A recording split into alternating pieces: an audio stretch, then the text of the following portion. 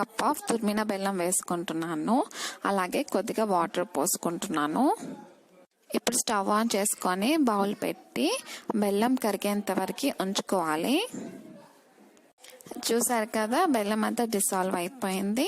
ఈ కన్సిస్టెన్సీ వస్తే సరిపోతుంది. ఈ కన్సిస్టెన్సీ వచ్చాక మనం గ్యాస్ ఆఫ్ చేసుకొని పక్కన పెట్టుకుందాము. నెక్స్ట్ ఇంకొక బౌల్లో ఒక కప్ ఆఫ్ గోధుమ పిండిని తీసుకొని జల్లించుకోవాలి. ఇలా జల్లించుకోవటం వల్ల మన కేక్ అనేది చాలా సాఫ్ట్గా ఫ్లఫీగా వచ్చేస్తుంది. 1 కప్ ఆఫ్ గోధుమ పిండికి నేను ఇక్కడ 1/2 కప్ ఆఫ్ బెల్లాన్ని తీసుకున్నాను. స్వీట్ ఎక్కువగా ఇష్టపడే వాళ్ళు 3/4 కప్ ఆఫ్ బెల్లాన్ని తీసుకోవచ్చు. తర్వాత ఇందులోకి బెల్లం పాకాన్ని స్ట్రెయిన్ చేసుకోవాలి. ఇలా స్ట్రెయిన్ చేసుకోవటం వల్ల బెల్లంలో ఉన్న డస్ట్ పార్టికల్స్ మొత్తం పోతాయి.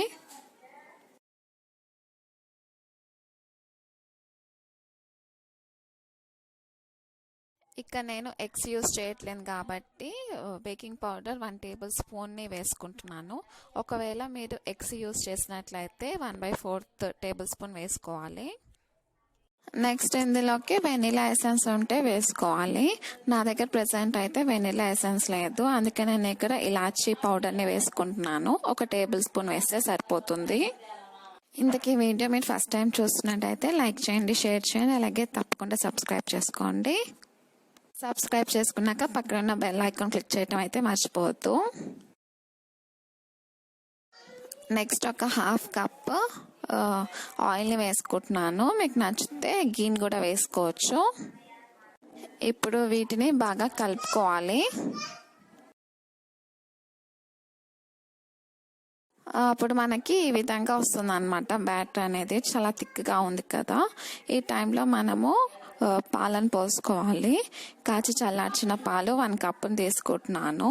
మొత్తం ఒకేసారి కాకుండా కొద్ది కొద్దిగా పాలు పోసుకుంటూ కలుపుకోవాలి.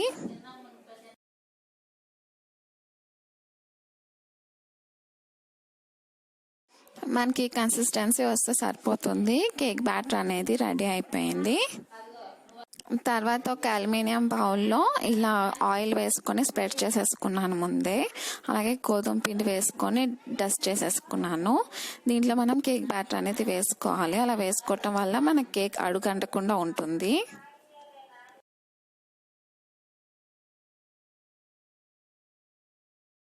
చూస్తున్నారు కదా, నేను కేక్ బ్యాటర్ మొత్తాన్ని అల్యూమినియం బౌల్లోకి వేసేసుకుంటున్నాను.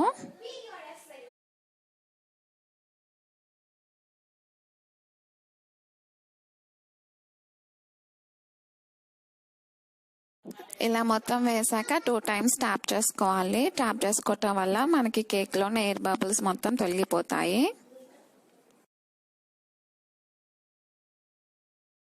నేను ఈ కేక్ని బేక్ చేసుకోవటానికి గ్యాస్ మీద ఒక పెంకని పెట్టుకుంటున్నాను.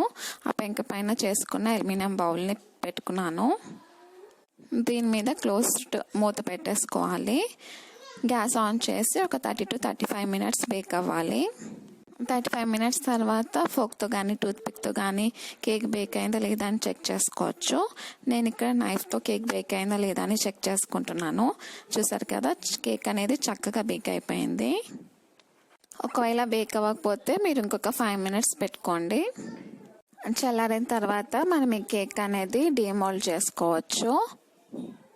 డీమాల్ చేసుకున్నాక కేక్ మీద కాజు, బాదం అలా కొన్ని ఇంట్లో ఉన్న డ్రై ఫ్రూట్స్ వేసుకుంటే కేక్ అనేది రెడీ అయిపోతుంది. ఈ వీడియో మీకు నచ్చింది అనుకుంటున్నాను. నేను మిమ్మల్ని కలుస్తాను నెక్స్ట్ వీడియోలో. Bye friends, thank you for watching.